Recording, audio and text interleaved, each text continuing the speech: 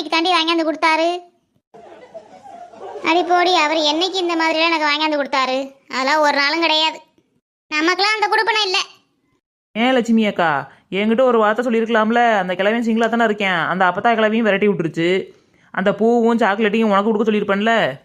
ஆளையும் முகரையும் பாரு, போடி அங்கிட்டு. அதெல்லாம் அங்கிட்டு இருக்கட்டும்.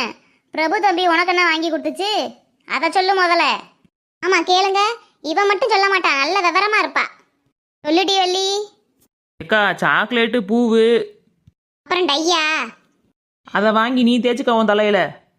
சாக்லேட்டு பூவு பிரியாணி வாங்கி கொடுத்தாருக்கா. சரி சரி, நல்லா என்ஜாய் பண்ணுடி. இந்த மாதிரி சீக்கிரம் கல்யாணம் பண்ணாத, லேட்டாவே கல்யாணம் பண்ணடி, அப்பதான் வாழ்க்கையில் நல்லா இருக்க முடியும். ஆமா, இப்பதானே பூ வச்சிருக்காங்க, இன்னும் கொஞ்ச நாள் தான் நிச்சயதார்த்தம். அது வரைக்கும் நல்லா சந்தோஷமா ஊர் சுத்துங்க ரெண்டு பேரும், அப்பதான் ஒருத்தரை புரிஞ்சுக்க முடியும்.